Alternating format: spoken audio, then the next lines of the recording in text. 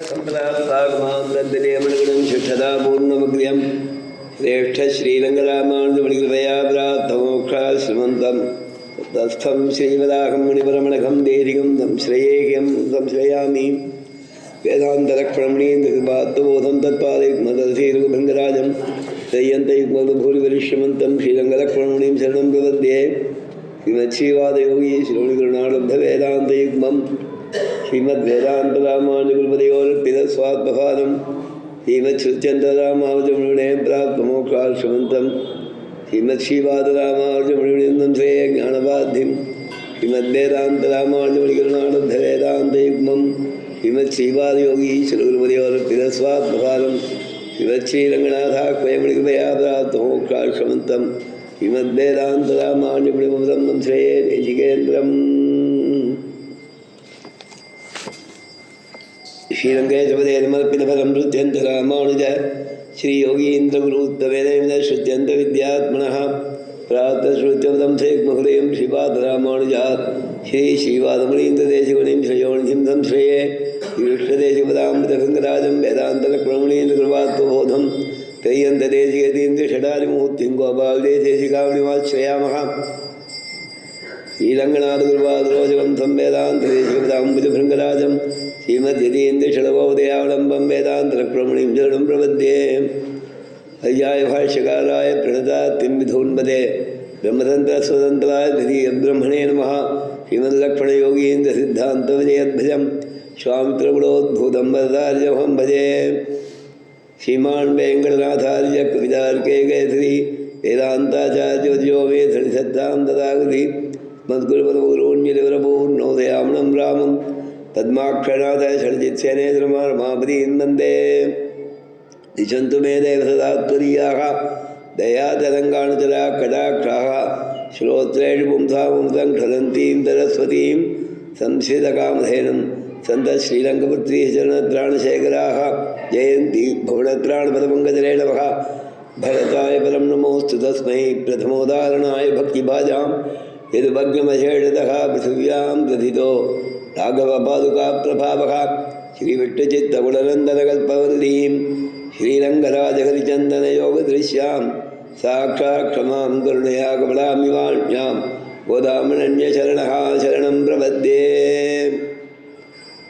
नीलातुङ्गश्चरकृतनीसुप्तमुद्बोध्यकृष्णं पारार्थ्यं स्वं श्रुतिशतशिरसिद्धमध्यापयन्तीं स्वोच्छिष्टायां सृजनिगणितं व्यापलात्कृत्य भुङ्क्ते गोदादस्ते नमिदमिदं भूये वास्तु भूयः அன்னவையல் புதுவை ஆண்டாள் அரங்கற்கப்பண்ணு திருப்பாவை பல்வதியம் இன்னிசையால் பாடி கொடுத்தாள் நட்பா மாலை பூமாலை சூடி கொடுத்தாளை சொல்லு சூடி கொடுத்த சுடற்கொடியே தொல் பாவை பாடியருடவல்லவல் வளையாய் நாடி நீ வேங்கடவர்க்கு என்னை விதி என்னையும் மாற்றம் நாம் கடவா வண்ணமே நல்கு குத்துவிளக்கரிய கூட்டுக்கால் கட்டின் மேல் நெற்றென்ன பஞ்ச சயனத்தின் மேலேறி கொத்தலர் பூங்குழல் நப்பின் நகொங்கமேல் வைத்து கிடந்த மடல் மார்பாவாய் திரவாய் மைத்தடங்கண்ணினாய் நீ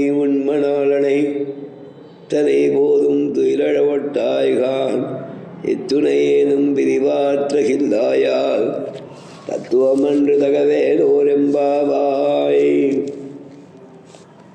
19வது பாசுரம். உந்து மதகளிற்றனிலே நப்பின்னை பிராட்டியை புருஷகாலமாக பிரார்த்தித்தார்கள். குத்துவிளக்கரியா 30 இந்த 2 பாசுரங்களையும் கண்ணனையும் நப்பின்னையும் சேர எழுப்பக்கூடியதான பாசுரங்கள் 2 பாசுரம். நம் சம்பிரதாயத்தில் பிராட்டிக்கு புருஷகாலத்துவம் உபாயத்துவம் உபேயத்துவம்னு 3 ஆகாரங்கள். எம்பெருமானே மோட்சத்தை தரவன் அவரிடத்தில் சிபாரிசு பண்ணக்கூடியவள் பிராட்டி. எல்லா நிலைகளிலும் பெருமாளோடு சேர்ந்து பெருமாளுக்கு இருக்கக்கூடிய காரியங்கள் அனைத்தையும் செவ்வனே நடத்துபவளானத்தால் நம் உபாயத்தை ஸ்வீகரிக்கும் போதும் உடன் உபாயமாகவும் பிராட்டி நிற்கிறாள். நாம் அடையும் தத்துவமாக எம்பெருமான் இருக்கும் போதும் உடன் அடையப்படும் தத்துவமாகவும் பிராட்டி இருக்காள்னு தேசிய சம்பிரதாயம். அதனாலே புருஷகாலத்துவத்துக்காக நப்பின்னை பிராட்டியை தனியாக ஒரு பாசுரத்தில் எழுப்பி அவருடைய புருஷகாலத்துவத்தை ஸ்தாபித்து 2 பாசுரங்களிலே அவள் 2 பேருக்கும் உபாயத்துவம் பிராபியத்துவம் சேர அமையறதுங்கிறத நாச்சியார் காண்பிக்கிறார். குத்துவிளக்கரியங்கிறதுலையும் 33 என்பதிலையும் அப்படிங்கிறது சம்பிரதாயம். அந்த ரீதியில் இதை சொல்கிறாள். ஆக 2 பாசுரங்களிலே 2 பேரையும் சேர எழுப்பக்கூடிய பாசுரங்கள். முன் பாசுரத்திலே நப்பின்னை பிராட்டியினிடத்திலே செந்தாமரை கையாள் சீரால் வழியொழிப்ப வந்து திறவாய் மகிழ்ந்து அப்படின்னு சொன்னான். அந்த சொல்ல உடனே நப்பின்னை பிராட்டி எழுந்தி வாளுக்காக கதவு திறக்கிறதுக்காக வரா. அந்த சமயத்தில் எம்பெருமானுக்கு நம்முடையாருக்கு நம்ம அடியாருக்கு இவ்வளோ திறப்பது அப்படிங்கிற எண்ணமா. என்னை சேர்ந்தவர்கள் வந்திருக்கா, என் அடியார்கள் வந்திருக்கா, அவர்களுக்கு நீ என்ன திறப்பதுன்னு சொல்லி அவளை மர்க்கட்டாக கட்டி படுக்கையிலே கிடத்தி அவள் வாய் பேசாதவாறு பண்ணான்னு வியாக்கியானம் பண்ணான். அதை இவர்கள் பார்த்து அப்படியே பாசுரத்தில் கொண்டு வரா. குத்துவிளக்கெரிய கோட்டுக்கால் கட்டில் மேல் தென்ன வஜயரத்தின் மேலேறி கொத்தல பூங்குழல் நப்பிந்த கொங்க மேல் வைத்து கிடந்த வளர்மால்பா வாய் திறவாய்னு ஒரு மல்லுக்கட்டா கட்டி அவளை கிடத்தி நீ உடன் சயனித்து அவளை பேசாமல் செய்தாயே, அவள் பேசல நீயாவது வாய் திறந்து சொல்லுன்னு அர்த்தம். மலர்மால்பா வாய் திறவாள். அவளை பேச விடலைன்னா நீ ஒரு வார்த்தை சொல்லணும் போது உன் அடியார்கள்னு தானே அதை பண்ணுற, இப்போ நீ வாய் திறந்து சொல்ல வேணுமேனா அதை சொல்லும்போது அந்த எம்பெருமானோட சம்பந்தம் பகவத் சம்பந்தம் பற்றதெல்லாம் அடிக்கழந்தி பெறும். அதெல்லாம் பொன்னாலே சமைக்கப்படக்கூடிய ஒரு பெருமையை உடையதாக ஆக வேணும் அப்படிங்கிறத சொல்கிறாள். இந்த இடத்துல எம்பெருமானும் பிராட்டியும் சேர்ந்திருக்கிற படுக்கை இவர்களுக்கு உத்தேசியமாக அமைவது. அதில் அதோட அழகில் ஈடுபடுறா. மெத்தென்ற பஞ்சசயனம் அந்த இடத்தோட அழகில் ஈடுபடுறா. அது இருக்கக்கூடிய இருப்பை வர்ணிக்கிறா. அவள் அனுபவிக்கக்கூடிய பிரகாரத்தை வர்ணிக்கிறா. குத்து விளக்கு எரிய முன்னாலே சுற்றும் விளக்கெரியா அங்கே சொன்னான். இல்லை குத்து விளக்கெரியான்னு மங்களகரமான தீபம் எரிஞ்சிருக்குங்கிறது குத்து விளக்குங்கிறத சொல்கிறாள். குத்து விளக்கு எரிய இவர்களுக்கு நப்பின்னை பிராட்டியே குத்து விளக்குன்னு பின்னால் வியாக்கியானங்களில் வருது. தீபங்கள் பெற வேணும் எல்லாம் கேட்கச்சேன். கோல விளக்கே கொடியே விதானமே சால பெரும்பறையே பல்லாண்டு செய்ப்பாரே கோல விளக்கேன்னு அலங்கார தீபம் நப்பின்னையே கோல விளக்குன்னு சொல்லி அங்கே வியாக்கியானம் பண்ணுறா தெரியும். அந்த நப்பின்னை கண்ணனை அனுபவிக்கும் போது குத்து விளக்கெரிய அனுபவிக்கிறாள். குத்து விளக்கு எரிய எந்த கட்டுரைப்படுத்திருக்காங்கிறத சொல்றா. கோட்டுக்கால் கட்டில் மேல் தந்தத்தாலே ஆன கட்டில்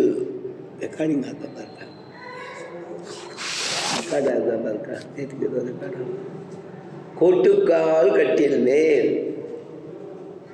தந்தத்தாலே ஆன கட்டில். கோட்டுக்கால்னாக்க தந்தத்தாலே ஆன கால்களாலே சமைக்கப்பட்ட கட்டில்னு அர்த்தம். பெருமாள் கண்ணன் தங்கத்தில் ஒரு கட்டில் பண்ணால் ஆர்டர் பண்ணுவாராம், வெள்ளியில் ஒரு கட்டில் பண்ணணும்னாலாம். தங்கத்தாலே ஆனத ஹிரண்யவர்ணாமரினின்னு மகாலட்சுமியோட அம்சமாக இருக்கிறதால ருக்மிணி பிராட்டியோட சயனிச்சுக்கணும்னாக்கா ருக்மிணிக்காக அது கிஃப்ட் அவளுக்காக கொடுத்தாச்சு. தங்கம் கட்டு அதில் சயனம் ருக்மிணியோடு. வெள்ளியில் பண்ணதுன்னா சத்யபாமை எப்பவும் ருக்மிணியை விட ஒரு படி மேலே இருக்கணும்னு ஆசைப்படுவாளாம். பெரியவர்கள் அனுபவிக்கச்சே சொல்கிறா. ஒரு சந்தர்ப்பத்தில் தங்கத்தை காட்டிலும் வெள்ளிக்கு ஏற்றம் ஜாஸ்தியாக இருந்துதான். அதனால அவள் சொன்னாலாம், இப்போ எது காஸ்ட்லியாக இருக்கோ அதை வாங்கித்தாங்க. அதனால வெள்ளிக்கட்டில்னு சொல்கிறா பெரியவா சத்யபாலன். அதனாலே வெள்ளியாலான கட்டில் அவளுக்கு. அதற்கடுத்தது தந்தத்தாலான கட்டில் நப்பின்னை பிராட்டிக்கு. ஏன் அப்படின்னா வியாக்கியானம் பண்ணா, இவள் வீரபத்னி ஆகையாலே சிறன், அவள் ஐஸ்வர்யத்துக்கு சிறந்தவாவா 2 பேரும். இவள் வீரபத்னி, அதே கோபகுலத்திலே ஸ்ரீகும்பனுக்கு மகளாக பிறந்து ஒரு வீரனைத்தான் விவாகம் பண்ணிக்கணுங்கிறதுக்காக 7 விஷபங்களை ஜெயிக்கணும்னு சொல்லி தந்தையம் வச்சு அதில் இவளுக்கு பத்னியாக வந்தவள். அதனால கண்ணன் என்ன பண்ணான்னா, கோடையாபீடத்தை வதம் பண்ண உடனே அந்த தந்தத்தை பிடிக்கிட்டு வந்திருந்தார். அதை வச்சே மன்னர்களெல்லாம் வதம் பண்ணிட்டு அந்த தந்தத்தை கொண்டு வந்து பத்திரமா வச்சுருந்ததான். பின்னால் நப்பின்னையை கல்யாணம் பண்ணிக்கச்சே உபயோகப்படட்டு. அதில் ஒரு கட்டிலை பண்ணி இவள் கல்யாணம் பண்ணிட்டு வந்த உடனே அந்த கட்டிலில் தான் இவளோட சழிச்சுப்ப அப்படின்னு வியாக்கியானம் பண்ணான். அந்த தந்தத்தாலே செய்யப்பட்ட கட்டில் கூட்டுக்கால் கட்டினே. எங்கும் மங்கள தீபம் பிரகாசிக்க அப்படின்னாக்க பக்தர்களுக்கு இவர்களுடைய சேர்த்தி உத்தேசியம். நேற்றைய தினம் சொன்னோம், ஒரு பங்குனி உத்தரம் சேர்த்தி உற்சவம் ராத்திரி முழுக்க நடக்கும். பக்தர்களுக்கு சேவதரத்துக்காகவே அந்த நம்பரும் வாழும் ரங்கநாச்சியாரும் சேர்த்தியில் சேவதாரிக்கிறார். பாஷ்யக்காரர் அந்த சேர்த்தி எதற்குன்னா, எல்லாரும் 2 பேரும் சேர்ந்த சேர்த்தியிலே தங்கள் ஆத்மாவை சமர்ப்பிக்க வேண்டும் என்பதற்காக என்ற எண்ணத்தில் தான் பாஷ்யக்காரர் சரணாகதியத்தை அன்னைக்கு பண்ணி விண்ணப்பித்தது. பெருமாள் பிராட்டி இவர்களுடைய சேர்த்திங்கிறது நமக்கு உத்தேசம். நம்ம ஆத்மாவை அவர்கள் திருவடியிலிருந்தும் சேர்ந்த சேர்த்தியிலே சமர்ப்பிக்க வேணுங்கிற சாஸ்திரார்த்தத்தை காண்பிக்கிறதுக்கு. ஆத்மா சமர்ப்பிக்கும் போது தனியாக பெருமாட்டை சமர்ப்பிக்கக்கூடாது, 2 பேரும் சேர்ந்த சேர்த்தியிலே சமர்ப்பிக்க வேணும். அதுதான் சுவாமி தேசிகன் ஸ்ரீஸ்துதியில் சாதிச்ச தத்தோ யுஷ்மத் பரிஜனதையா தேசிகையிலபி. சரணாகதி என்ன?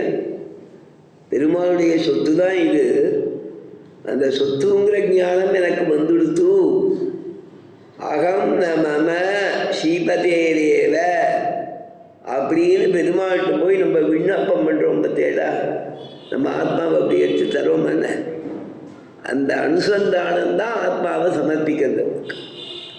நான் என்னுடையவன் அல்லன், உன்னுடையவனே, உன்னுடைய சொத்தே அப்படின்னு விண்ணப்பித்து நிற்றதே ஒரு ஐடென்டிஃபிகேஷன் இல்லையா? ராஜ்யத்தோட பாகத்தை ஏற்றுக்கிறதுனா நான் ராஜ்யத்தை மண்ணப்படி தூக்கி அப்படி தராளாக கிடையாது. ஒரு கையெழுத்து போடுறா இல்லையா? இவர் இடைவாதத்துக்கு ஒரு ரிசிக்னேஷன் லெட்டர் சொல்லுறார். இன்னொருத்தர் வந்து அந்த பாகத்தெல்லாம் நான் ஏற்றுனேன்னு சொல்லி ஒரு கையெழுத்து போடுறார். அன்னிலேருந்து அத்தனை அதிகாரமும் போட சொல்லி அவளுக்கு.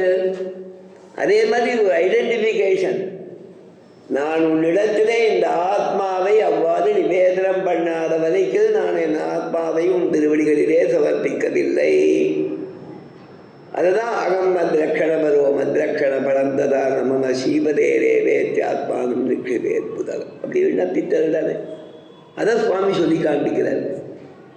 பதஞ்சாதம் எனக்கு ஆயிடுத்து, என் ஆத்மாவை உன் கைங்கரியத்துக்குன்னு ஆச்சாரியால் அர்ப்பணிச்சுட்டா, மகாலட்சுமி தாயே நீ வந்து இதை காட்டிலும் உனக்கு என்ன பிரியம் என்று சிரிப்பது போல் இருக்கிறாயோடு கேட்கிறார். தத்தோ யுஷ்மத் பரிஜனதையா தேசிகையிலபி அதகாத்வம் கிந்தே பூய பிரியமிதிகிற ஸ்மேல பக்தா விபாசி. நான் வந்து சேவிக்கிறேன், சேவிச்சு ஏதோ கேட்கணும்னு நான் இருக்கிறேன். உடனே நீ என்ன சொல்கிற? நீ தான் என் தாய், பெருமாள் தான் தந்த. மாதாதேவி துமதி பகவான் வாசுதேவ பிதாமே ஜாத சோகம் ஜனனி யுவயோகோ ஏகலட்சம் தயாயாக தத்தோ யுஷ்மத் பஜனதையா தேசிகை ஒன்று திருவிழா சமர்ப்பிச்சுட்டா.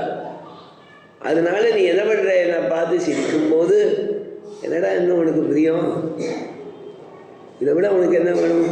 அவன் சமர்ப்பிச்சுட்டாளே அப்படின்னு கேட்கிற மாதிரி இருக்கு. கிந்தே பூய பிரியமிதிக்கிற அந்த சிரிப்புக்கு ஒரு அர்த்தத்தை சொல்கிறார், அந்த புன்சிரிப்புக்கும் அர்த்தத்தை சொல்கிறார். ஸ்மேர பக்தா விபாதின. இதுதான் பல கவிகளுக்கும் மூலம்.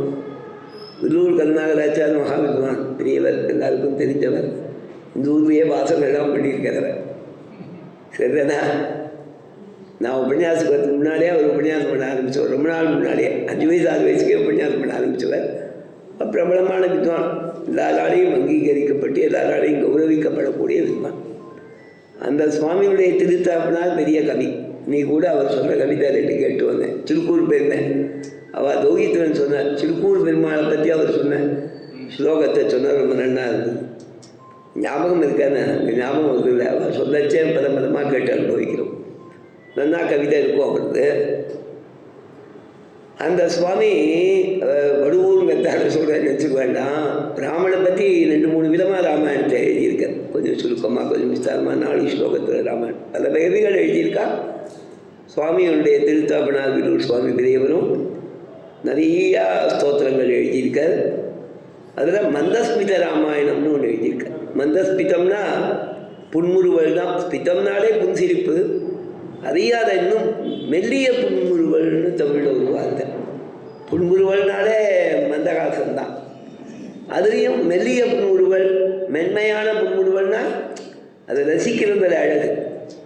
அந்த எக்ஸ்பிரஷன்லேயும் கொஞ்சம் இனிஷியல் ஆர் ஒரு ஸ்டைலிஷ், அதானே அர்த்தம் அதுக்கு. அந்த மாதிரி இருக்குது. அந்த ராமனுடையதான ஸ்மிதம், மந்தஸ்மிதம், இந்த மந்தஸ்மித ராமாயணம்னு அதுலேயே ராமாயண கதைகளை சேர்த்து, இந்த ராமாயணத்தில் இந்த மாதிரி நடந்ததே, நீ திடீர்னு ஏதோ கல் திருவடியில் பட்டுது, ஒரு பொண்ணு என்ன எழுந்து நின்னா, ஏன்னா அவனுக்கு திருப்தியாக சாமி மோத்திரம் ஆச்சோன்னு நினச்சிட்டு சிரிக்கிறியோ அப்படின்னு கேட்குற மாதிரி பலவிதமாக குளங்கள ராமாயண கதையை சொன்ன மாதிரி மந்தஸ்மித ராமாயணம் நிறையா ஸ்லோகம் 100 ஸ்லோகமாக நிறையா எழுதியிருக்க சுவாமி. அதுக்கு தான் மூலம் இது. என்ன சுவாமி அவகிட்ட கேட்டால் அதான் சொல்லுவாள், சுவாமி தேசிகனுடைய இந்த கவிதை எங்களுக்கு மூலம். ஹிந்தே பூய பிரியமிதிக்கிற ஸ்மேர பக்தி, இந்த மாதிரி தேசிகனுடைய கவிதையில் நிறையா கிடைக்கிறது. இது ஒன்று. கிந்தே பூய பிரியமிதிக்கிற ஸ்மேர பக்தா விபாசி. உன்னுடைய முகம் அதனால நல்லா பிரகாசிக்கிறது, நன்கு பிரகாசிக்கிறது. முகமே பிரகாசிக்கும்.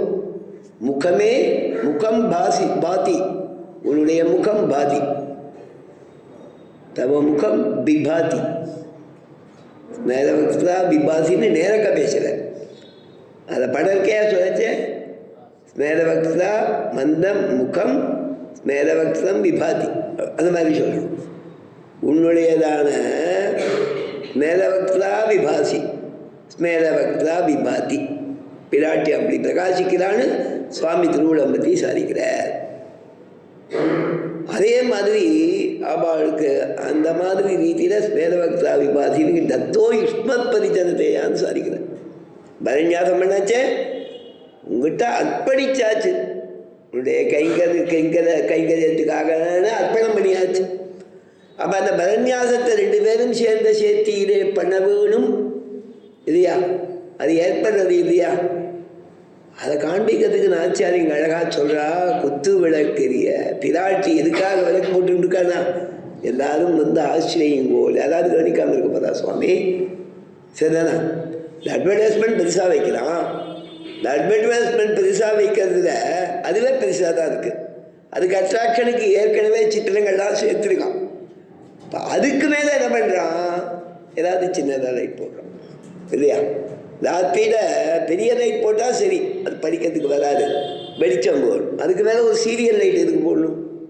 இன்னும் கொஞ்சம் கவர்ச்சியாக அட்ராக்டிவாக இருக்கிறதுக்கு. பிராட்டியை அந்த அட்ராக்ஷனை பண்ணுறான். ஆனால் அவள் அட்ராக்ஷன் நம்ம ஆத்மா க்ஷேமத்துக்காக.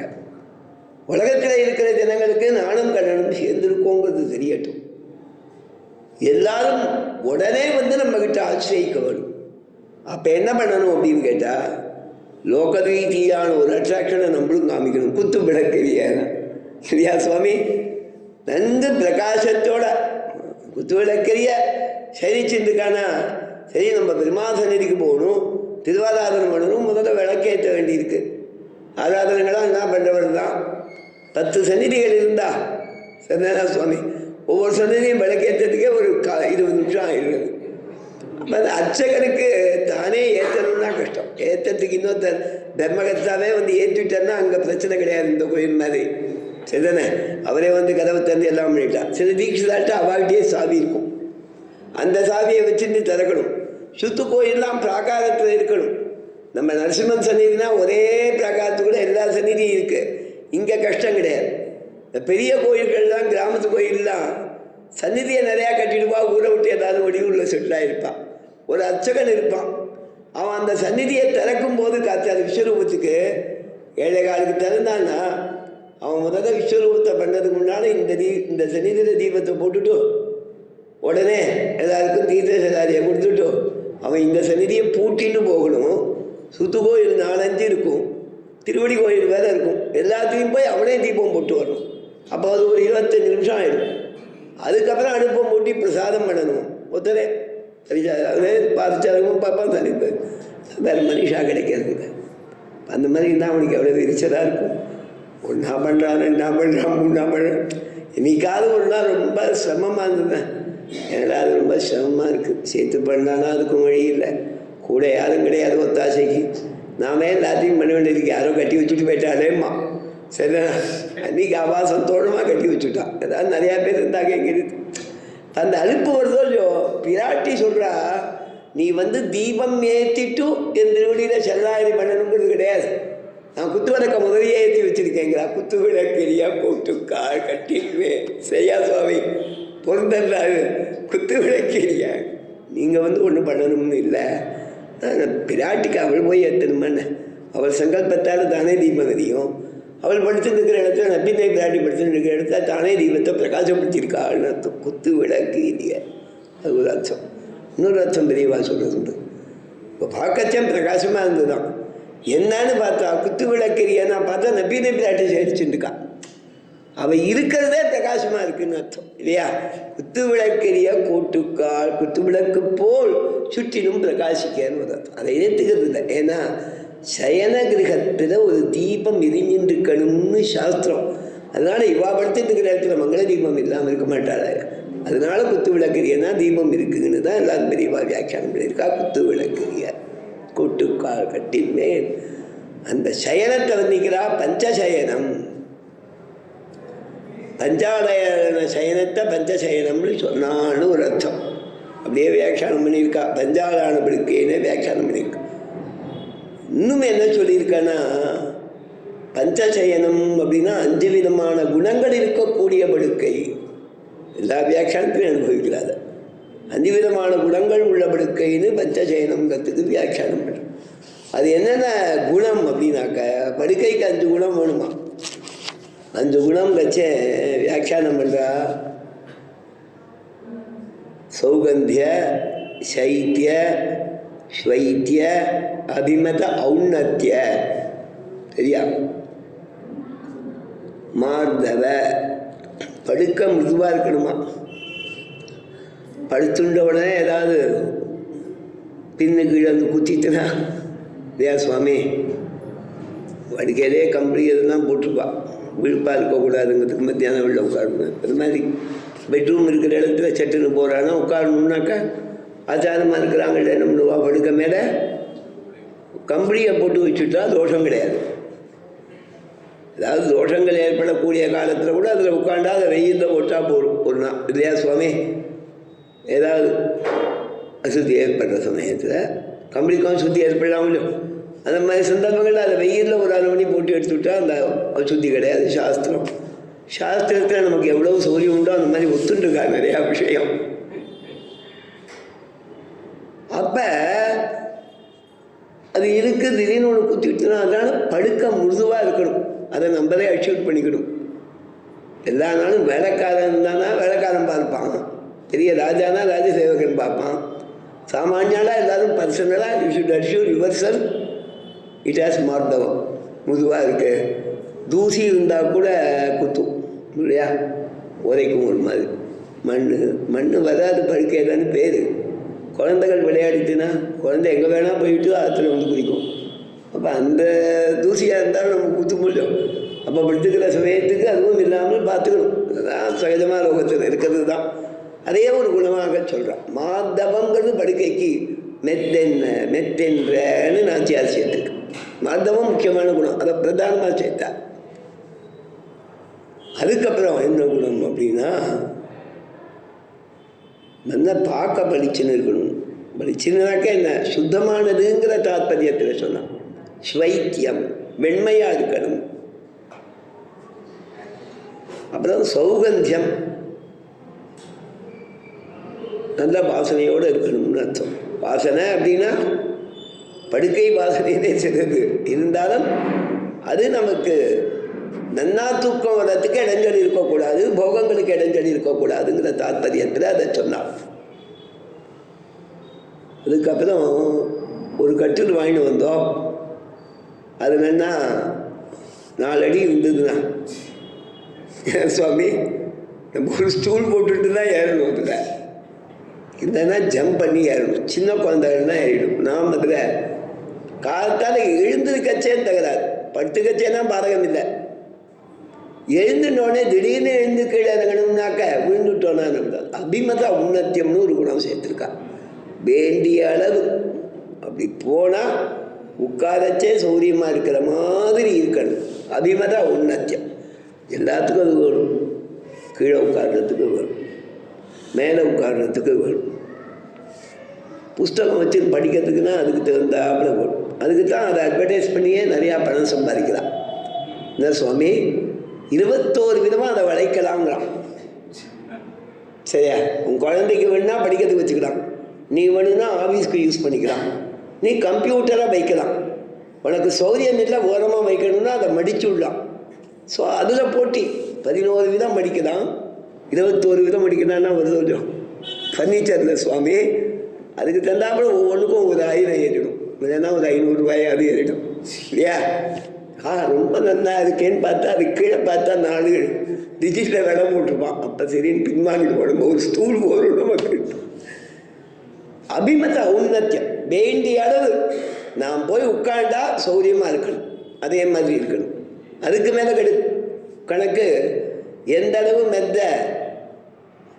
அது ஏதோ அந்த மாதிரி தான் போடுற முடியும். பில்லோ தென்ன பில்லோலாம் அதெல்லாம் போடுறதுக்கு தந்தாப்புல இதோட ஹைட்டு கொஞ்சம் குறைச்சலாக இருக்கும். அப்படிலாம் வாங்கணுங்கிறதெல்லாம் அபிமத ஔன்னத்தியம். வேண்டிய அளவு அது கொசரத்தோடு இருக்கணும். அபிமத ஔன்னத்தியம், வேண்டிய அளவு கொசரத்தோடு இருக்கணும். இதெல்லாம் 5 குணம் சொல்கிறான். சைத்தியம், ஸ்வைத்தியம், மாதவம், சௌகந்தியம், அபிமத ஔன்னத்தியம். இதே குணங்களை இவர் சொல்லும்போது ரங்கநாத சுவாமி அவர் கொஞ்சம் இதையே கொஞ்சம் மாற்றின்னு சில வேண்டியது சேர்க்கிற மாதிரி சாதிக்கிறார். பரகால சுவாமி வியாக்கியானத்தில் எழுதும்போது அதை வேறு மாதிரி எழுதுகிறார். மார்தவம்னு எழுதாமல் சுகஸ்பர்ஷத்துவம், சுகஸ்பர்ஷத்துவமும் மார்தவமும் ஒன்று தான். சுகந்தத்துவம், அபிமத ஔன்னத்தியம், அபிமத விஷாலத்துவம், தர்சனீயத்துவம். தர்சனீயத்துவம்னா பார்க்க நல்லா இருக்கணும். அபிமத விஷாலத்துவம், வேண்டிய அளவு அகலமாக இருக்கணுங்கிற. பஞ்சவித குணமாகையாலே பஞ்சசயனம் ஆகவுமாம், மெத்தெற்ற பஞ்சாலே செய்த படுக்கை என்றுமாம்னு அந்த சுவாமி சரிக்கிறார். ரங்கநாத சுவாமி தன் வியாக்கியானத்தில் சொல்லும்போது இந்த புத்து விளக்கறியல அவர் சொல்லும்போது இதே பஞ்சகுணங்களை அவர் ஒரு மாதிரி மெத்தென்ற பஞ்சசயனத்தின் மேலேறி இது வியாக்கியானம் பண்ணச்சே.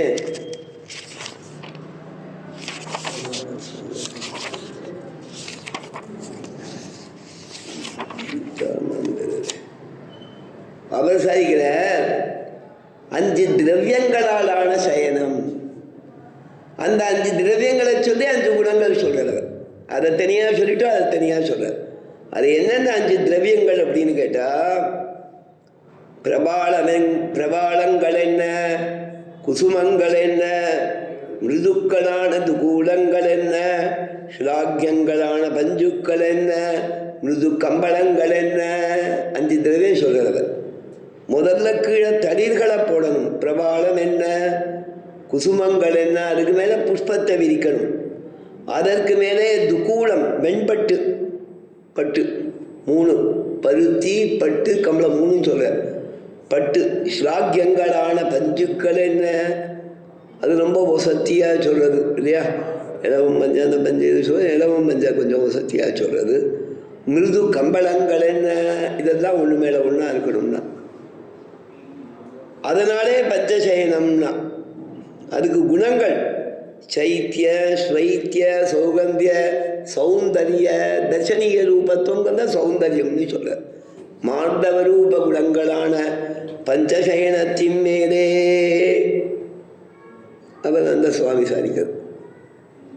இப்படி ஒவ்வொரு வியாக்கியானங்களையும், அதாவது திருப்பாவையை சேவிச்சு வியாக்கியானங்களை சேவிச்சா வேதாந்தம் பொழுது இருக்கட்டும், சொகுசா எப்படி இருக்கலாங்கிறதுக்கு ஒரு வழி சொல்லியிருக்காங்கிறது.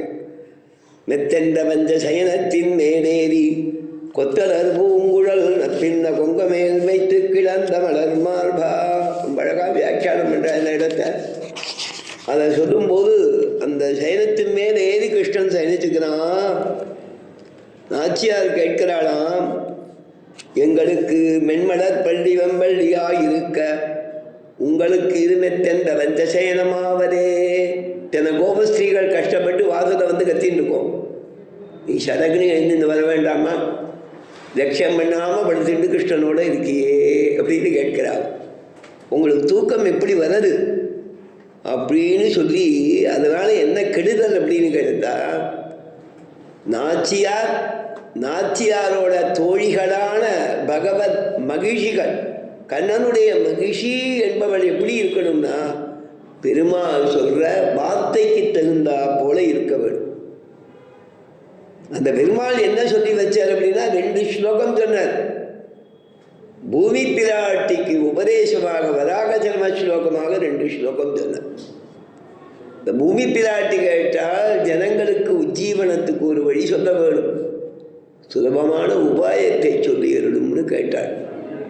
அதற்கு சுவாமி சாதிச்ச வராக பெருமாள் வராக நயனான்னு சொல்வார். வராக நயனார் அருளி செய்த வார்த்தை தான் சுவாமி தேசிகன் ரகசிய சிகாமணின்னு ஒரு சின்ன ரகசியமே சாதிக்கிறார். அந்த 2 ஸ்லோகத்துக்கு அர்த்தமாக, ஒரு ஸ்லோகத்தில் என்னை ஒருவன் நம்பினான் ஆகில் சரிதானா, நன்னா இருக்கச்சே மனசு சரீரம்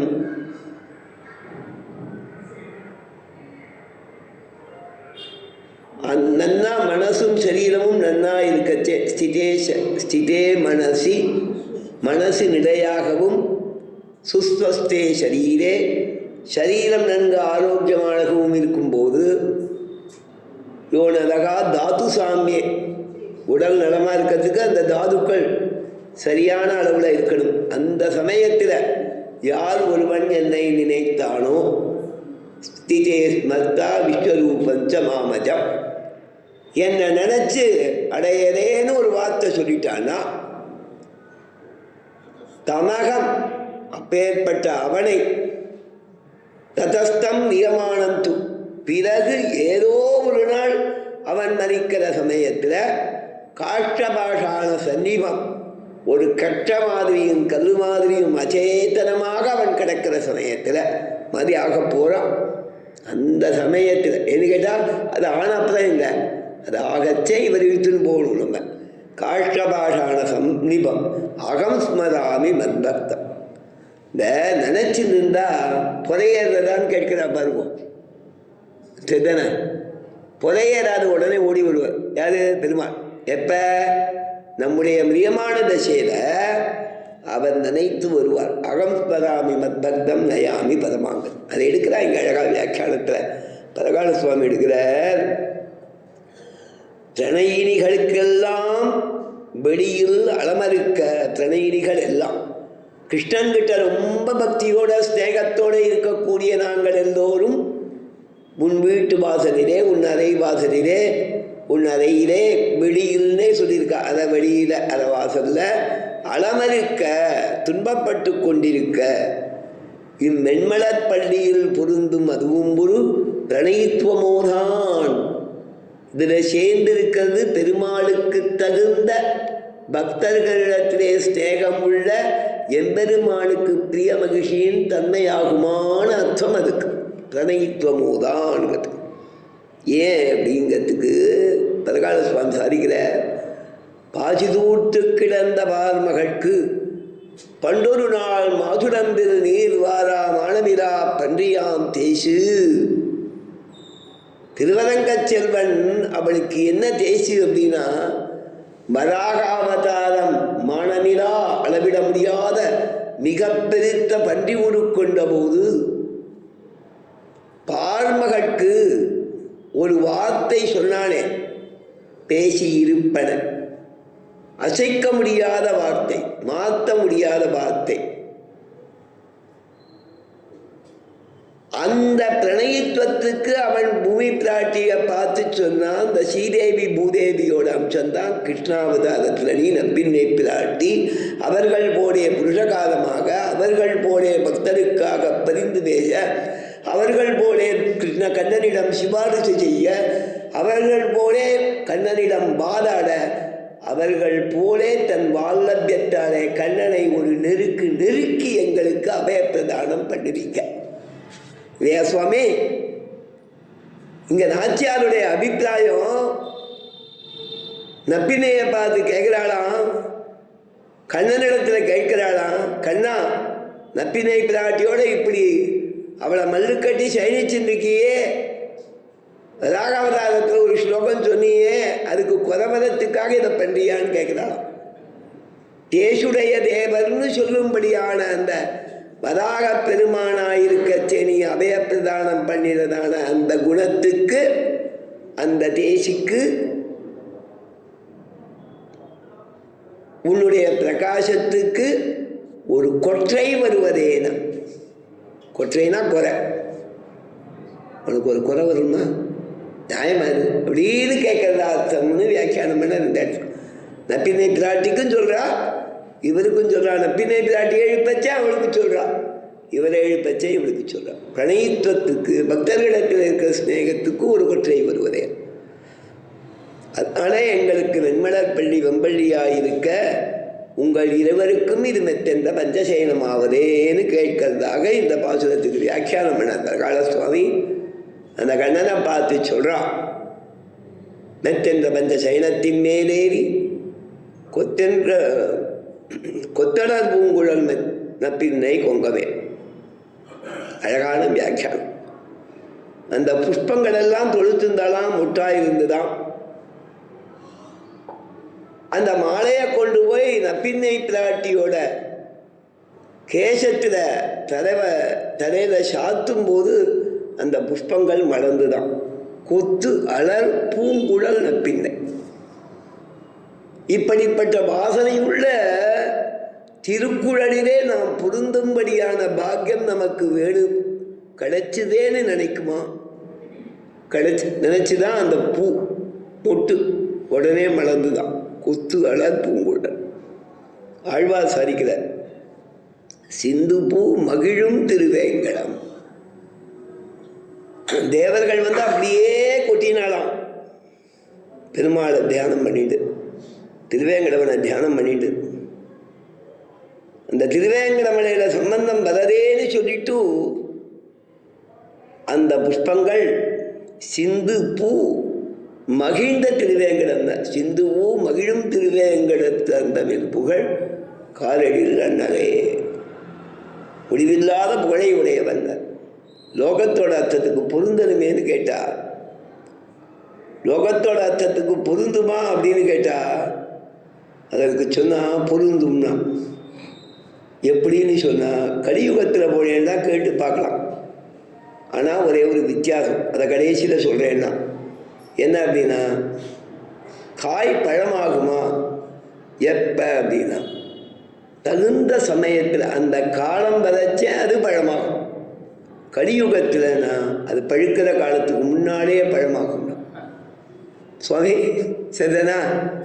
கல்வச்ச பழத்தை வாங்காதீர்கள், தானாக பழுத்த பழம் என் கடையில் கிடைக்கிறது வாங்குவோங்கிறான்.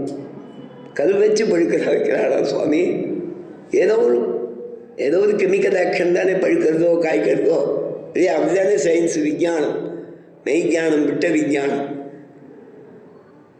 அப்ப என்ன சொல்றான்னா, அந்த மாதிரி ஒரு டெம்பரேச்சரை ஆர்டிஃபிஷியலாக கிரியேட் பண்ண அனுபவமாக வராதா?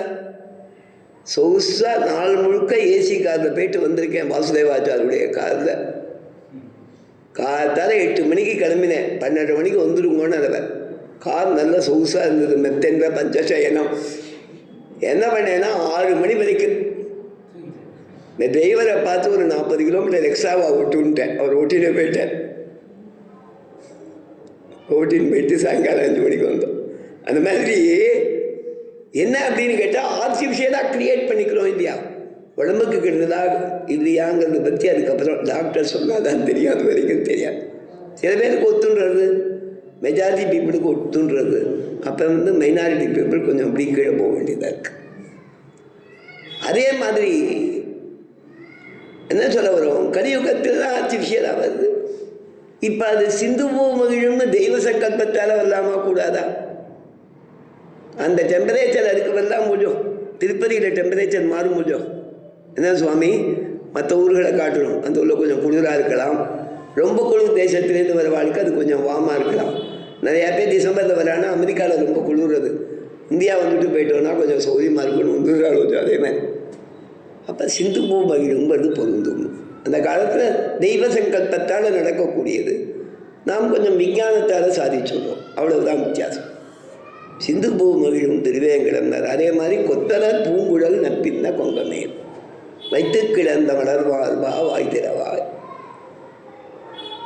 அவள் மேலே சயனிச்சிருக்க மலர் மார்பன், அவள் மேலே சயனிச்சுக்கச்சே உன்னுடைய திருமார்பு மலர்ந்த மார்பாக விசாலமாக இருக்கு அப்படின்னு சொல்லி விசால வக்ஷஸ்தனன் அப்படின்னு பெரியவாழ்தான் அனுபவிக்கக்கூடியதான அர்த்தவிய இடத்தை நாச்சியார் காண்பிக்கிறார்.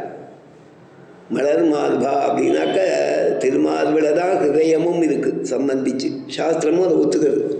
ஹிருதயங்கிறது ஏறத்தாழ இந்த ஸ்தலத்தில் தான் இருக்குது. அப்படி அந்த ஹிருதயம் விசாலமாக இருந்ததுன்னா என்ன அர்த்தம்? மலரக்கூடிய ஹிருதயம்னா சந்தோஷமாக இருக்குன்னு அர்த்தம். நப்பினை பிராட்டியோடு சேர்ந்திருக்கச்சே சந்தோஷமான ஹிருதயம். ஒருத்த இடத்துல காரியமாகணும்னாக்க சந்தோஷமான சமயத்தில் பிரார்த்திக்கணும். அவனுக்கு கஷ்டம் இருக்கச்சேன்னு பிரார்த்திச்சா நமக்கு காரியமாகாது. எங்களுடைய காரியம் பாவை நோன்பு நடக்க வேண்டும், அதற்கு நீ கட்டாயம் செய்து தரேன் ஒன்று வாய் சொல்ல வேணும். முதல்ல செய்யணும். 2 பேரும் சேர்ந்துருக்கச்சே நீ எழுந்து வந்து எங்கள் காரியம் செய்யு கேட்கிறது மரபு கிடையாது. தம்பதிகள் சேர்ந்திருக்கும் போது கண்ணனும் நப்பினையும் சேர்ந்த திருவோலக்கத்திலே எழுந்து வா என்று சொல்வது தவறு. அதனால் வாய் திறவாயினா இல்லையா? ஒரு வார்த்தை அனுகிரகி அப்படியே இரு. எங்களுக்கு அது உத்தேசம். நீங்கள் 2 பேரும் சேர்ந்துருக்கிறது. ஒரு வாய் திறந்து அபயம் அபயம் அபயம் சொல். அஞ்சல் அஞ்சல் அஞ்சல் என்று அடிக்க வேண்டும் அச்சுதா, அடியவருக்கு அவருடையக்கும் அடியவருக்கு வேணேன்னு சொன்னார் சுவாமி. அதை வியாக்கியானம் பண்ணா பெரியவா அழகா. வாய் திறவாய்னா எந்த மாதிரி வார்த்தை செய்ய வேணும், சொல்ல வேணும். தேர்த்தட்டில் வார்த்தை போலே சொல்ல வேணும்.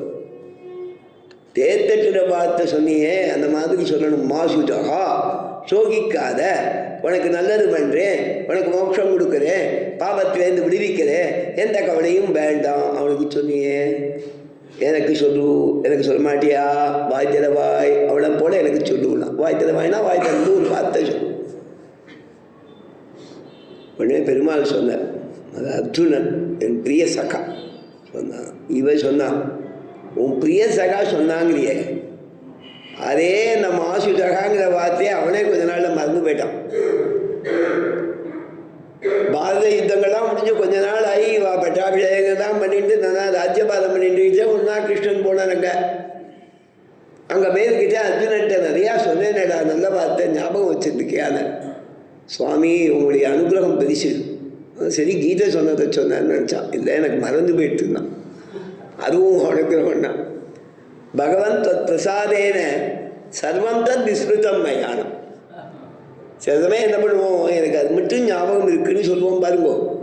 ஒன்றுமே ஞாபகம் இல்லைன்னா சர்வம் தத் விஸ்மிருதம் மயானம். அப்போ தான் அணுகீதான்னு அவர் உபதேசித்தார்னு சம்பிரதாயத்தில் அணுகீதான்னு எடுக்கிறான். பெரியவாள் தான் அதை விஸ்தாரமாக சொல்கிறா, அதை கொஞ்சம் வியாக்கியானங்கள் பண்ணுறா. அதில் சொன்னது இதில் வந்துதான்னு டிபேட் வேறு பண்ணுறா. அப்புறம் இல்லையா அதில் சொன்னதை மாற்றி சொல்லிட்டார் போல இருக்கே அவருக்கே ஞாபகம் இல்லாமல் இருக்க முடியும். சொன்னதை அப்படியே சொல்ல முடியுமா?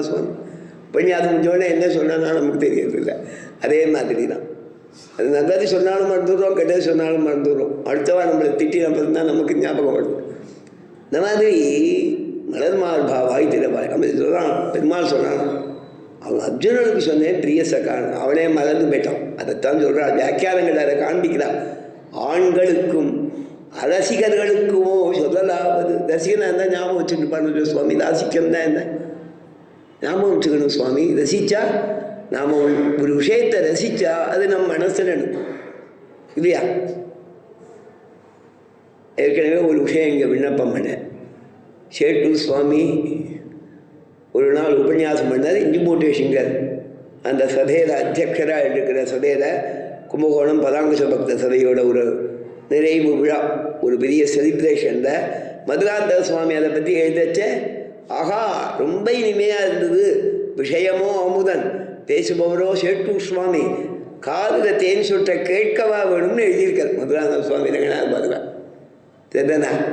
என்ன சொன்னாலும் கதை முழுக்க அவர் அனுபவிச்சிருப்பார். ஒரு இடம் 2 இடங்களை எழுதியிருப்பார். பட் அந்த இடத்துல அதை பற்றி பிரசம்சித்து எழுதியிருக்கு. இப்போ ஒன்று ரசிச்சிருந்தா அது மனசில் இருக்கும். நாம் ரசிப்பது எத்தனையோ நமக்கு மனசில் இருக்கும் இல்லையா? நினைவில் நின்றவை நினைத்தாலே இனிக்கும், அதெல்லாம் ஒரு ப்ரோக்ராமுக்கு தலைப்பாக வச்சு விட்றான் இல்லையா சுவாமி? உங்களுக்கு யூடியூப்பில் போட்டேன்னாக்கா பழைய ரெக்கார்டிங்ஸ், டிவைன் ரெக்கார்டிங்ஸ் நிறையா வருது இல்லையா? நிறையா கீர்த்தனைகள் கலெக்ஷன், கிருஷ்ணகானம், ராமகானம், டிஎம்எஸ் கானம் வருவோ. அதே மாதிரி ரீதியில் சில விஷயங்களை பற்றினதான கானத்தொடர்ச்சி ரசித்தவை மனதில் நிற்பவை, நீங்காமல் நிற்பவை இல்லையா? விஷயத்தால் சில பேர் சொன்னதாலே ஏற்றம், அதை ஞாபகம் வச்சுருக்கோம். ஆழ்வார்கள் ஆச்சாரியா திருநக்ஷத்திரம் ஆகா பெருமாள் சந்நிதியில் அவளுடைய பாசுரங்களை விண்ணப்பம் பண்ணா பெருமானுக்கு உகப்பாச்சே. அந்த ஆழ்வாருடைய திருவுள்ளம் உகக்குமே, எம்பெருமானுடையவும் ஆழ்வார்களுடையவும் அருள் நமக்கு கிடைக்குமேன்னு சொல்லும். இப்போ நாச்சியார் கேட்டால் கண்ணனை பார்த்து, என்ன சுவாமி இது, ஆண் ஒரு அரசிகர் அவனுக்கு சொன்னியே, பெண்களும் ரசிகைகளுமான எங்களுக்கு சொல்லலாகாதோனா, எங்களுக்கு சொல்லக்கூடாதா? வாய் திற வாய் அப்படிங்கிறதுக்கு வியாக்கியானம் பண்ணுறா பரகால சுவாமி. ரொம்ப அழகாக அதை சாதிக்கிறார். என்ன அப்படின்னா, உங்கள் வார்த்தை கேட்கணும் நாங்கள் தரிக்கப் போமே. நாங்கள் எப்போ உசுறு தரிப்போம் அப்படின்னா, உன்னை பார்த்து அந்த சந்தோஷத்திலே கண்ணனும் நப்பினையும் சேர்ந்த திருவோலக்கத்திலே சிலவற்றை பரிமாற்றங்களை பார்த்து ரசிப்பது, சிலவற்றுக்கு நாங்கள் உபகரிப்பது செய்தால் பொன்மட்டில் பிடிக்கும் புகழுடைய ஏனாவேனே. 2 பேர்ந்து சேர்ந்த திருவோலக்கத்தில் பின்னால் சொல்ல போகிறோம். உக்கமும் தட்டொடியும் தந்து உன் மணாளனை இப்போதே எம்மை நீராட்டு. அதுக்கு தான் நாங்கள் உபகரிக்கிறோம். நீங்கள் 2 பேரும் சேர்ந்த சேர்த்தியில் திருவாளவட்ட கைங்கரியம் பண்ண வேண்டும் அப்படின்னு நாங்கள் பாதித்து நிற்கிறோம். அந்த சமயத்தில் அதுக்கு இடம் கொடுக்காம நீ ஒரு வார்த்தை சொல்லாம இருக்கியே, அதை சொல்றா. உன் வார்த்தை கேட்கணும் நாங்கள் தரிக்க போமே. அதெல்லாம் எங்களுக்கு கிடைக்கல. ஒரு வார்த்தையை சொன்னால் எங்கள் உசுறு இருக்குமோ இல்லையோன்னு கேட்கிறான் ஆச்சியார். அதை சொல்லும்போது அழகாக சொல்றார். ஆணோடும் அரசிகனோடுமோ சொல்லலாவது, பெண்களுக்கும் ரசிகைகளுக்கும் சொல்லலாகாதோ. ரசம் அறியாமல் இருக்கும் அவனுமன்றே அறிந்தாயாயில் ஐகரஷ்டம் எங்களுக்கு அத்தை சொல்லாய். ரசமே தெரியாதவன் அந்த அர்ஜுனன்,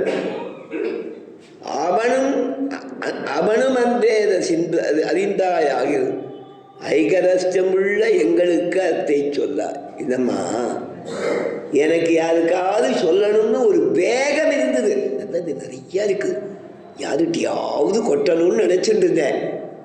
சரிதானா? கர்மயோகம், ஞான யோகம், பக்தி யோகம், பிரபத்தி எல்லாத்தையும் யார்கிட்ட சொல்றதுன்னு காத்துட்டே இருந்தேன். எப்போ கிருஷ்ணாவதாரம் பண்ணதுலேருந்து யாராவது ஒருத்தன் கேள்வி கேட்டா எல்லாத்தையும் உபதேசம் பண்ணிடுறது. அவன் ஒருத்தன் தான் கேட்டான், சிஷ்யஸ்தேகம் சாதிமாம் துவாம் பிரபன்னம். வேற எங்கேயாவது இருக்கா சுவாமி? வேற யாராவது கேட்டாளா? அத்தனை சுவாமி சுவாமினாலே யாராவது ஒருத்தர் கண்ணா உனக்கு எல்லாம் தெரியும் எங்களுக்கு சொல்லுன்னு கேட்டாலோ, நான் உன் சிஷ்யன் எனக்கு சொல்லுன்னு கேட்டாலோ கிடையாது. ஒத்தந்தான், அதுவும் தற்செயலா அவனுக்கு திடீர்னு ஒரு நாள் கையெல்லாம் வளர்க்க திடீர்னு காலில் விழுந்து கண்ணா எனக்கு என்ன பண்ணுறதுன்னு தெரியல, ஏதாவது அவனுக்கு சொல்லுடான். அதுதான் சாக்குன்னு நான் சொன்னேன் அப்படின்னா சரி. அவன் அந்த சமயத்தை எதை சொல்லுன்னா கேட்டான், எனக்கு சந்தேகம் என்ன பண்ணுறதுன்னு தெரில, எனக்கு வழியை சொல்லுன்னா நீ என்ன சொல்லணும்? இல்லைடா யுத்தம் பண்ணிடான்னு ஒரு வார்த்தையால் சொல்ல மாட்டியா? உனக்கு தெரிஞ்சதை தான் சொன்னிய, உனக்கு தெரியும் மொழி அவனுக்கு அது தேவையில்லைன்ட்டு, உனக்கு தெரியும் மொழி அவன் கேட்டாலும் பின்னால் மறந்துடுவான்ட்டும். அத்தனையும் தெரிஞ்சுட்டு அவனுக்கு சொன்னியோ, நாங்கள் ரசிகைகளானவா வந்திருக்கோம் எங்களுக்கு சொல்லு, ஐகரசம் உள்ள எங்களுக்கு சொல்லாய்னா மலர்மார்வா வாய்திரவா. வியாக்கியானம் பண்ணுற நிறையா விஷயங்கள் வேறு வியாக்கியானங்கள்ட்ட கிடைக்கிறது எல்லாத்தையும் சொல்ல போகிறதில்லை. அஸ்துதே என்று ஒரு வார்த்தை சொல்லலாகாதோ, திரௌபதிக்கு சொன்ன மாதிரி நமே மோகம் பச்சோபவேத் என்று ஒரு வார்த்தை சொல்லலாகாதோ, வீஷாழ்வாளுக்கு சொன்ன மாதிரி அபயம் சர்வபூதேபியோ ததாமே தத்தம்ம என்று ஒரு வார்த்தை சொல்லலாகாதோடு பெரியவா எல்லாரும் தாங்கள் ரசிக்கக்கூடிய விதத்தில் அதுக்கு வியாக்கியானம் பண்ணியிருக்கா. மலர்மார்வா வாய்த்திரவாய் ஒரு வார்த்தை சொல். ஒன்றா சொன்னேன், பாவினி என்று சொல்லாய் பாவியேன் காண வந்தே ஆழ்வார். நீ வேற ஒன்றும் வேண்டாண்டா, நீ பாவின்னு ஒரு வார்த்தை சொல் அப்படிங்கிறார் ஆழ்வார். அந்த ரீதியில் கேட்டால் வாய் தர வாய். உடனே பெருமாள் என்ன பண்ணா, பாபம் இத்தனை பொருட்கள் வந்திருக்கு, எல்லாம் சேர்ந்து இவ்வளவு கஷ்டப்பட்டு கேட்கறது, ஏதாவது ஒரு வார்த்தை வாழ்க்கை சொல்லலாம்னு வாயை திறக்க போனானாம் பெருமாள். பெருமாளுக்கு தானே முதல்ல பிரார்த்திச்சிருக்கா, மலர்மார்பா வாய்க்கிற வாயின்னு. உடனே அவன் பதில் சொல்றேங்கிறான். உடனே அவள் என்ன பண்ணா, என்ன கூப்பிட்டா கதவை திறன்னு, நான் ஏதோ சொல்ல போக கதவை திறக்க போக என்னை மல்லு கட்டி கிடத்தி ஏவாய புத்தி. பெருமாள் அவளை இது பண்ணி அவளை திறக்க விடாமல் அடிச்சானே. அவனை பார்த்து பிராட்டி சொன்ன உடனே இவன் வாய் திறக்க பார்க்குறான்னு நப்பினை பிராட்டி பார்த்தா. அதுதான் இருக்கு, நீ மட்டும் பதில் சொல்லலாமா? அதான் கூடாதுன்னா எழுந்து போதேங்கிறான். கூடாது கூடாது பெசாம கிடையாது.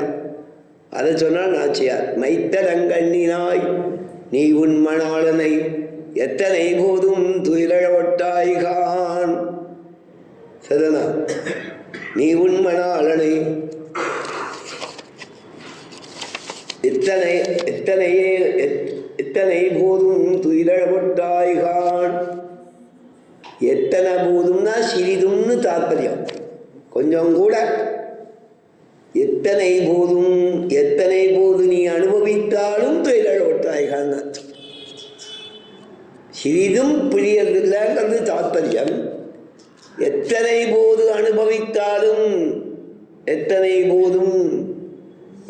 போது அனுபவித்தாலும் துயிலழ ஒட்டாய்கான். அவன் எழுந்து வரத்துக்கு விடமாட்ட. ஏன் அப்படின்னா உன்னுடைய சுபாவம் அது. எத்தனையேனும் பிரிவாற்றகில்லை. ஆள்ங்கிறது ஆச்சரியத்தில் அந்த சுபாவத்தை பார்த்து தாங்கள் விஸ்மயித்து அவள் குணத்தில் ஈடுபட்டு அனுபவித்து சொல்றது அந்த ஆள்கள்.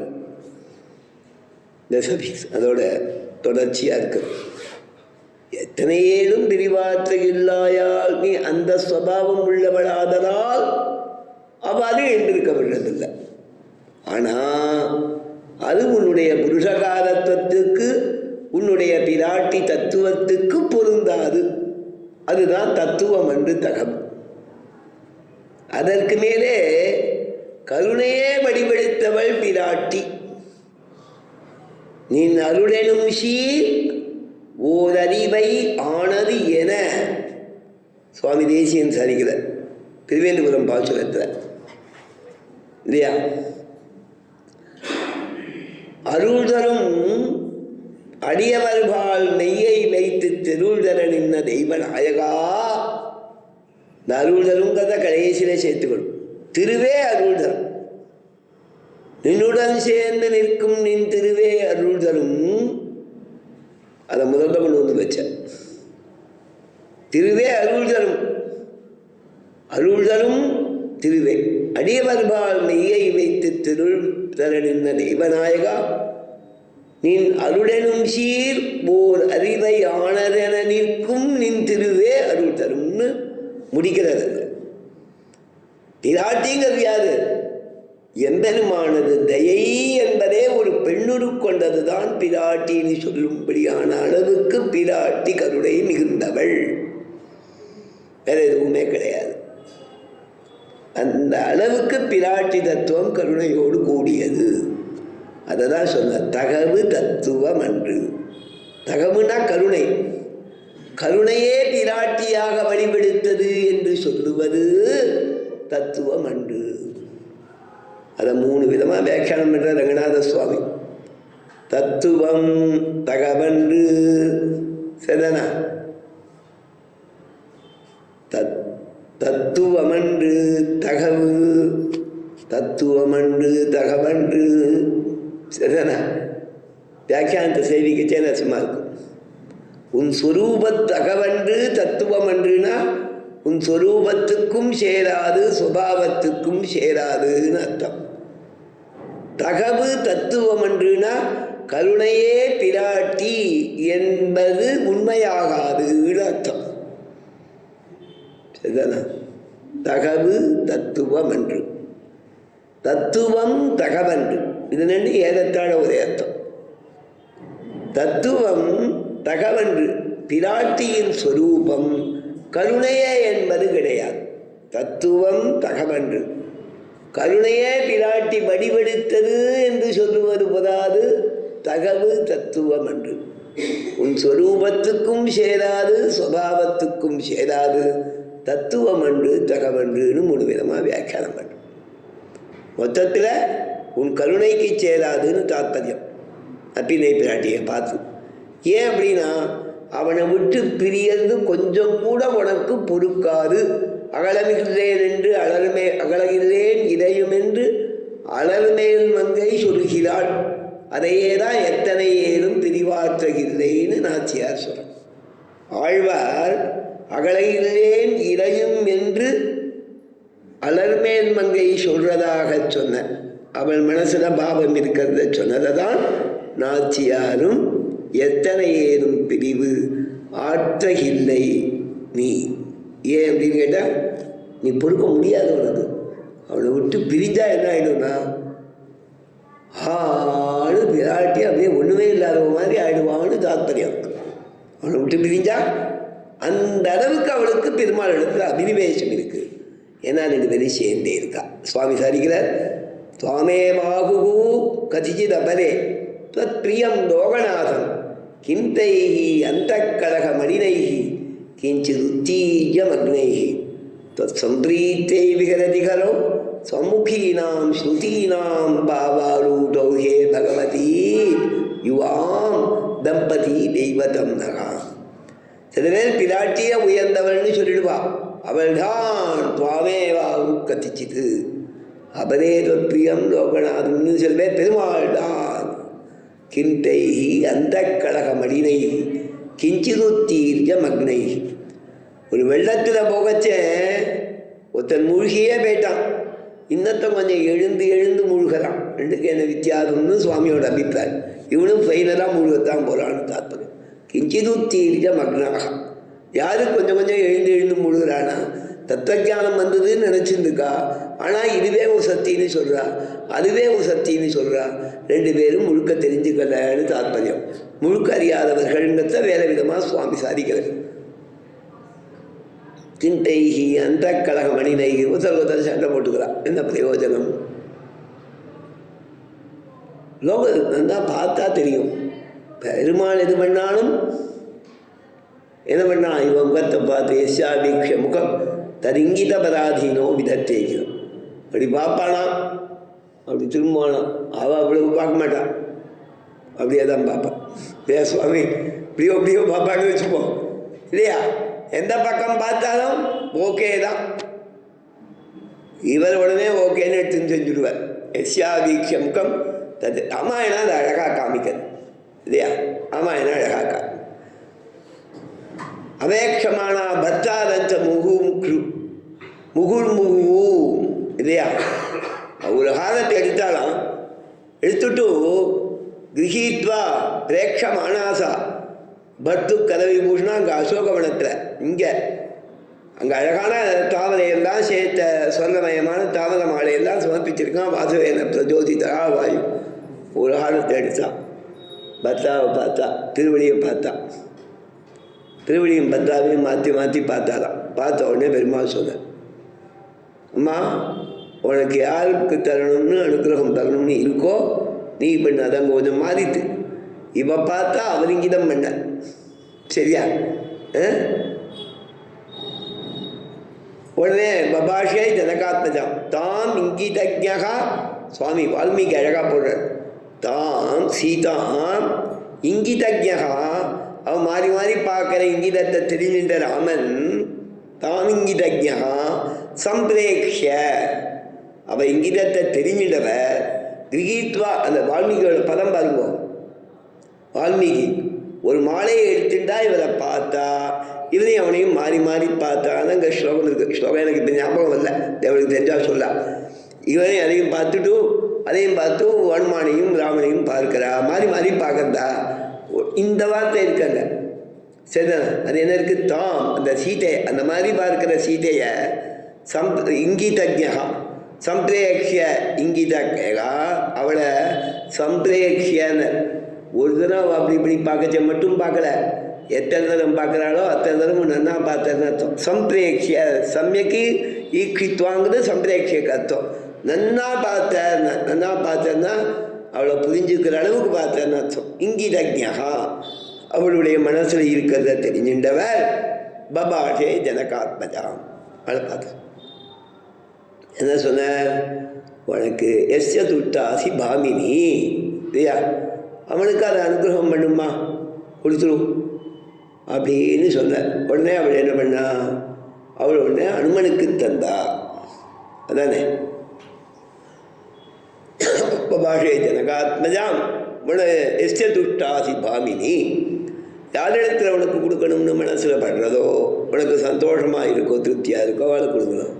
உடனே அனுமானுக்கு தந்த அனுமானத்தேன காலேன சிச்சுபே வானரோத்த மகான்னு சொல்லி அந்த காலத்தை போட்ட உடனே அவள் சோபிச்சன்னு வால்மீகியோட வார்த்தை. அது இப்படியும் உண்டு அப்படியும் உண்டு. அதனால தான் திருவடிக்கு பண்ண அனுகிரகத்தை நாடு புகழும் பரிசுன்னு கொண்டாடினான் இல்லையா? பின்னால் யாம்பெரு சம்மானம்னா பெருமாளும் பிராட்டியும் சேர்ந்த திருவோலக்கத்திலே பெரும் பரிசு. திருவடி பெற்றால் போலே அப்படின்னு கொண்டாடினான். பெருமாளும் பிராட்டியுமாக பட்டாபிஷேக திருக்கோலத்தில் கிடைக்கிறத கொண்டாடினான்னு சொல்லிட்டு ரெண்டு சொல்லணும். அங்கே யாம்பரி சம்மானம்னு சொல்லணும், நாடு புகழும் பரிசுன்னு ரெண்டு அர்த்தத்தையும் சொல்லணும். ரெண்டுக்கும் அதை இதுவும் எடுக்கிறா, இன்னொன்று எடுக்கிறா.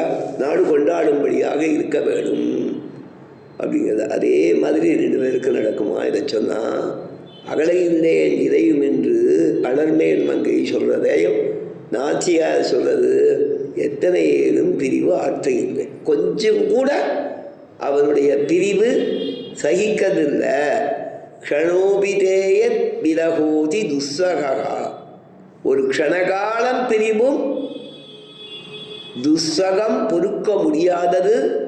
அதி துஸ்ஸகா ரொம்ப ரொம்ப பொறுக்க முடியாததுன்னா அது பிராட்டிக்கு சுபாவமா. அதனால சொன்னா மைத்தடங்கண்ணினாய் மை தீட்டப்பட்டதாலே விஸ்தாரமான திருக்கண்களை உடையவளே. நாச்சியாருடைய திருக்கண்கள் ரொம்ப அழகா இருக்குன்னு திருவடி வந்திக்கிற ரோஜோ ரெண்டு பேரும் பொருத்தமானவா. துளசி இலவத்தாம் துல்யாபி ராகுபோல்வது வேதியும் தஞ்சேயம் அசித்தேக்ஷணம். இவள் அவளுக்கு பொருத்தமானவள், அவன் இவளுக்கு ஓகே. ஏன்னு கேட்டால் அந்த கண்ணழகு மட்டும் வரதில்லை, அதில் காமிச்சு கொடுத்துடுறதுன்னு பட்டர் சொன்ன ஒரு அந்த பட்டருடைய ஐதிஹ்யத்தை அனுசந்தானம் பண்ணி அதை எல்லாரும் பெரியவா அனுபவிக்கிற வழக்கம். மெய்த்தரங்கண்ணினள் நீ உன் மணாளனை, மணாளன்னா பிரிய வல்லபன் அர்த்தம். அழகிய மணவாளன் பெருமாளுக்கு பேர் இல்லையா? மணாளன், மணவாளன், மணாளனை அந்த மாதிரி இருக்கிறவன் உன்னுடைய பிரிய வல்லபன், சிறிதும் பிரிய மாட்டேன். அதனால எத்தனையேனும் பிரிவாற்று இல்லை ஆதலால் எத்தனை போதும் துயிலழ ஓட்டாய் கான்னு கூட சேர்த்து சொல்றாங்க. ஆனால் ஒரு ஸ்வரூபத்துக்கும் சுபாவத்துக்கும் அதுவும் சேராது. அதனாலே நீ எழுந்து அவனை அனுமதிக்க வேணும், அவனும் சேர்ந்த சேர்த்தியிலே எங்களை அனுகிரகிக்க வேணும்னு ரெண்டு பேர்த்தையும் சேர்ந்து பிரார்த்திக்கிறதாக இந்த பாசுரம் குத்து விளக்கரிய கூட்டுக்கால் கட்டின்ற பாசுரம்.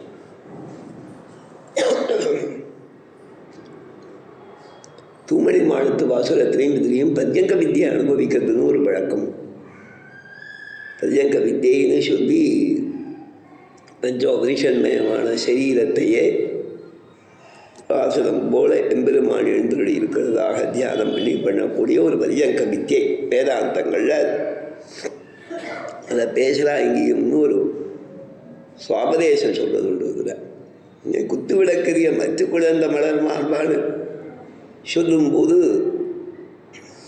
ஸ்திரீகளுக்கு தனஸ்தானத்தில் எம்பெருமான் உபய வேதாந்தங்களில் அறியப்படக்கூடியவன் அர்த்தம். அதில் சயனிச்சென்று காண்கிற ரீதியிலே அது நன்கு பரவி கிடக்கிறவன்னு தாத்பரியம் உபய வேதாந்தங்களில். அதனால்தான் சுவாமி தாத்பரிய ரத்னாவளியில் சொல்லச்சே வேதாந்தங்கள் சொல்ல சாதமாக சொல்லக்கூடிய அர்த்தத்தை 21 பாசுரங்களில் முதல் 21 பாசுரங்கள் திருவாய்மொழி காண்பிக்கிறதுன்னு சொன்னார். வேதாந்தங்களில் சொல்லப்பட்ட சாதமான அர்த்தத்தை சுருக்கமாக சொல்லப்பச்சே காரண வஸ்துவே தியானம் பண்ணப்பட வேண்டிய வஸ்து அப்படிங்கிற ஒரு அர்த்தத்தை காண்பிக்கிறான். காரணம் தூ தியேயகான்னு சொல்கிறான். உபனிஷத்துக்களில் பார்த்தா சட்டுனர் இருக்கிறதாக பிரமாணம் காமிக்கும். காரணம் தூ தியேயகாங்கிறது பிரசித்தமான வேதாந்தோக்தி. அதில் காரணம் தூ தியேயகாங்கிறத தியான விஷயகான்னு விஸ்தாரமாக்கி 4 பிரம்மசூத்திரங்களுடைய அத்தியாயத்திலையும் 4 அம்சம் பேசப்படுறது. காரணங்கிறது முதல் அத்தியாயம், தூங்கிறது அதை ஸ்திரீகரணம் பண்ணுறதுக்காக சொல்லக்கூடிய 2வது அத்தியாயம், தியானங்கிறது உபாயத்தை சொல்லக்கூடிய 3வது அத்தியாயம், தியான விஷயம் பகவான் அவனே பிராபியங்கிறது சொல்லப்படுறதால தியானத்துக்கும் விஷயம். தியானங்கிறது சாத்தியோபாயமான பக்தியை சொல்றது. தியான விஷயமான சித்தோபாயத்தையும் அவனே உபேயங்கிற அம்சத்தை விஸ்தாரமாயும் அடையும் பிரகாரத்தையும் அடைந்த பிறகு அனுபவிக்கும் பிரகாரத்தையும் சொல்லக்கூடியதாக 4வது அத்தியாயம் இருக்கிறதால அந்த தியான விஷயம் கட்டாது சொல்றதுன்னு சொல்லிட்டு காரணம் தூ தியான விஷயகா அப்படிங்கிற விஷயங்களை 4 அத்தியாயம் பேசுறதுங்கிறான். அதில் ஜெகத்காரணத்துவம் பலனான ஒத்தனுக்கே தகும். அந்த பரத்வங்கிறத சொல்லித்து பரத்வம் இல்லாமல் அதை அசைக்க முடியாமல் சரிதான, அதையே மற்றவர்கள் காரண வஸ்துவை சொல்லும்போது அவரவர் தமதமது அறிவறி வகவகை அவரவர் இறையவர் என அடியடைகின்றனங்கிற இடத்துல அவரவர்கள் தங்கள் தங்கள் அறிவு சென்ற அளவிலே அதை பேசினால் அவர்களுக்கும் அவர்கள் உபாசிக்கிற தேவதைகளுக்கும் அந்த சக்தியையோ அந்த பலன்களையோ அருள்பவளும் பரமாத்மாவேன்னு சொன்னதால மற்ற மதங்களுடைய கண்ணும் அதில் சேர்றதானத்தால் அதுவே திருவாராயிரப்படி முதலான வியாக்கியானங்களில் பண்ணச்சே அந்த திடரேங்கிற இடங்கள்லாம் ரொம்ப அழகாக பரமத கண்டனங்கள்லாம் சேர்த்து வியாக்கியானம் பண்ணியிருக்கா பெரியவா. ஈட்டில் அந்த சிவப்பதி பிரவேசத்திலேயே எல்லா மதங்களுடைய சுருக்கத்தையும் பேசுறதுன்னு ஒரு வசங்கள்லாம் உண்டு. ஒவ்வொரு மதங்களையும் சுருக்கி ரெண்டு மூணு வரிகளில் சாதிக்கலை இல்லையா. இரண்டாம் சிவப்பதியிலேயே எந்த சிவப்பதியும் ஞாபகம் இல்லை எனக்கு. ஒரு சமயம் சார்வாக மத கண்டனத்தை பற்றி ஒருத்தர் பேசணுங்கிறதுக்காக பார்த்தேன். இந்த சார்வாக மத கண்டனம் போட்ட உடனே ஈடுன்னு வந்தது. அதில் ஒரு இடத்துல சார்வாக மத கண்டனம் பரமத வங்கத்தில் சுவாமி தேசிகன் விஸ்தாரமாக பண்ணியிருக்கார். வெவ்வேறு மதங்களை கண்டிக்கச்சேன். சார்வாக மத கண்டனம் அப்படின்னு சொல்லச்சே அந்த இடத்துல திடீர்னு மத கண்டனங்கள்லாம் ஈட்டில் இருக்குன்னு வந்து ஈட்டில் ரசோக்தி தானே அதிகம்னு நினச்சின்னு பார்த்தா அந்த சிவப்பதியிலேயே எல்லாத்தையும் எடுத்து கண்டிச்சிருக்கேன். எந்த சிவப்பதி மட்டும் வந்துருக்கு. 3 சிவப்பதி. ஒன்று முதலாம் சிவப்பதி, 2ஆம் சிவப்பதி, 3ஆம் சிவப்பதி.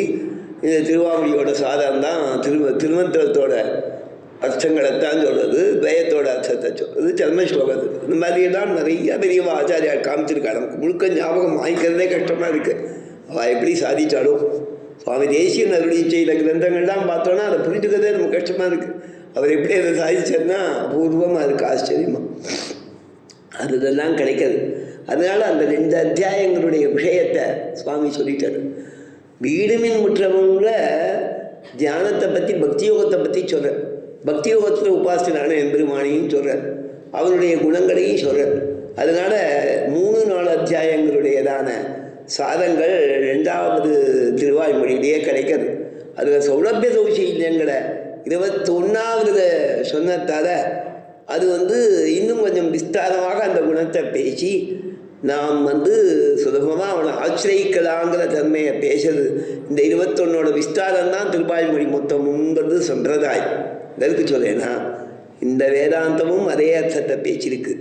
காரணத்துவம் அபாத்தியத்துவத்தை ஒரு இடத்துல சொல்லிட்டு உபாயத்துவம் உபேயத்துவத்தை 2வதுலேயும் காண்பிக்கிறார், 3வது திருவாமொழியில் முதல் வாசுரத்திலையும் காண்பிக்கிறாருங்கிறது அந்த இடத்துலையும் லக்ஷ்மிபதித்துவம் சொல்லப்பட்டிருக்கு. மலர்மகள் விரும்பும் நம் அரும் பெறல் அடிகள் இருக்க. மலர்மகள் விரும்பும் அருமடிகள் சரிதானா. அதே சமயத்தில் அருமையான பெறலை உடைய அடிகள். அருமையான பெறல்னா பக்தி யோகத்தால் பெருமாளை உபாசனம் பண்ணி அடையிறதுங்கிறது அரும் பெறல் அடிகள். இன்னொரு அர்த்தம் பெறல் அருமடிகள். அருமையானவர் தான், ஆனால் நமக்கு சுலபமானவர். அது எங்கே சொல்லியிருக்கன்னா பத்துடை அடியவருக்கு எளியவனான அருமையானவனும் பெறப்படுபவனுமான அடிகள். அர்த்தம் பண்ணிக்கலாமோ? அரும் பெறல்கச்ச அந்த மாதிரி அர்த்தங்கள் பண்ணுறது உண்டு. 2 உபசர்க்கங்களோ 2 விசேஷணங்களோ இருந்தால் அந்த விசேஷணங்களுக்கு தகுந்தாப்புல 2 விதமான அர்த்தங்கள் விசேஷத்தில் சேரும்படியாக பண்ணுது. இப்படியெல்லாம் இருக்கத்தால வேதாந்தங்கள் எல்லாம் காண்பிச்ச அர்த்தங்கள் அதில் செழிச்சுட்டு இருக்கிற பெருமாள்கச்ச ஒரு விதமான அனுபவம். இன்னும் விஸ்தாரமாக இருக்க குத்து விளக்கிறிய கோட்டுக்கால் கட்டியுமே அடியேன் ஆண்டவனிடத்தில் நிறையா எழுதிக்க சொல்லியாச்சு. ஆண்டவனுக்கு சில சமயங்கள் எங்கிட்ட சீத்தம், அவர் சாதித்ததை நான் செய்யலைன்னு சீத்தம். ஆச்சாரியார் இடத்துல கொஞ்சம் நிகிரகத்துக்கு பாத்திரமான அந்த அளவு தானே படிக்கும். சுஷ்ரூஷையா வித்யா புஷ்கடேன தனேன ஒரு சுஷ்ரூஷையா வித்யான்னு இருக்கு. ஸ்ரத்த இன்ட்டு சரியா புஷ்கடேன தனேன டபுளின்ட்டு குரு சுஷ்ரூஷையா வித்யா ட்ரிபிளின்ட்டு. அப்போ ரிசல்ட் மட்டும் இப்படி டிக்காக இருக்கும். என்ன சுவாமி சொல்றது சரிதானா? 0+0+0னா வெண்ணாட்டு புது 0 போடலாம் இல்லையா? ஞான பக்தி விரக்தி பூர்ணால், ஞான பக்தி விரக்தி சூன்யால்.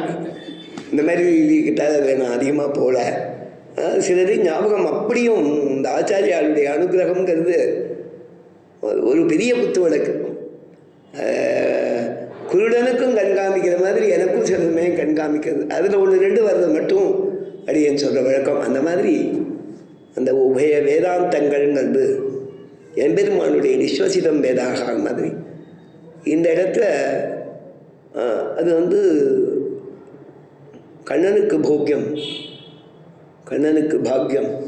கண்ணனுக்கு ஆசிரியம். இந்த கண்ணனுக்கு ஆசிரியங்கிறது பிரம்மத்துக்கு ஆசிரியம் வேதாந்தங்கள். ஸ்ரீவைஷ்ணவர்களுக்கு பிரம்மத்துக்கு ஆசிரியம் உபய வேதாந்தம். அதான் அது காமிக்கணும். ஸ்தனகிரி தேடி சுத்தம் தானே, அது இருக்கான்னா அதுதான் அர்த்தம். சொல்கிறது சரியாக இருக்கும்னு நினைக்கிறேன்.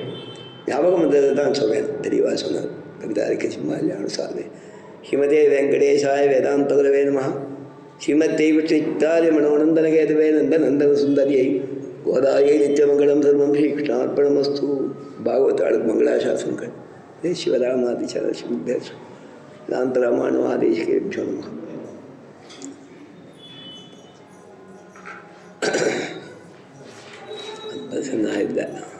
நான் படிச்சுட்டுமா? நான் படிக்கிறேன் இன்னைக்கு ஒரு நாளைக்கு. அடி என்ன தேசிய சபையில் அங்கத்தினராக சேர்த்துக்கா மெம்பர்ஷிப் ஃபீ கட்டிவிடுறேன். பெரிய